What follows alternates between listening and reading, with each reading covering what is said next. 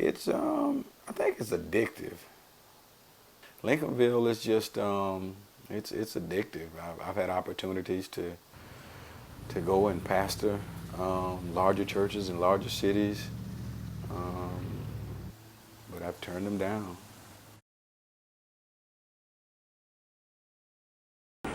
So in this area, and you lived here, you knew this. When it got dark or started getting dark, you would turn your lights off.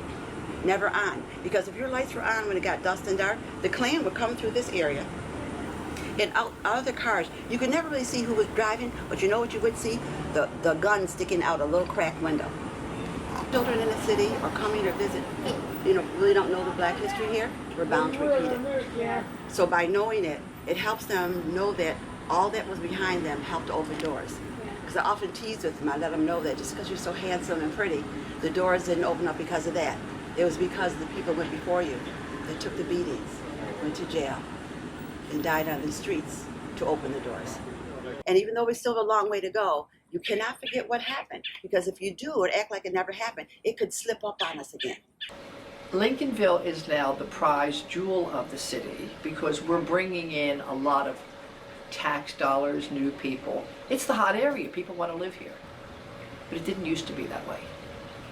Where the Preserve is now, the restaurant, that used to be the M&M Market, which sold dented canned goods, high-octane beer. They would exchange your food stamps for cash, and they sold drugs. They were a drug store. It took a lot of years of the neighbors complaining. The city did nothing, the county did nothing, and finally the neighborhood got white enough, and that's really what happened, that the police finally said, oh, we've been watching this for a while, we're ready to act. No, it's only because there's enough white people in here now that are saying you have to do something. And that's a shame.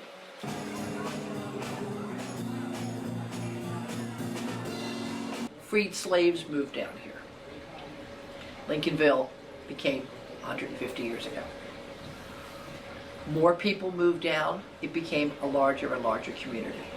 And so it's a real colorful picture, and I would just hope that all of that remains as a part of it, and not I wouldn't want that the older stuff kind of fade away as the face of the community changes. So people like us, we have to stay here, and we have to make sure that that story is told. We have to have things like the festival to make sure those stories aren't forgotten.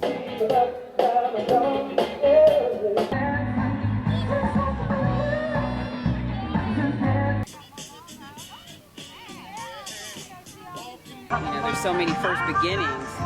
When I grew up, the Mayflower was the beginning, the birth of our nation. No, right here in St. Augustine, here in Lincolnville, where the free slaves came, this is amazing, amazing. I feel blessed to live here.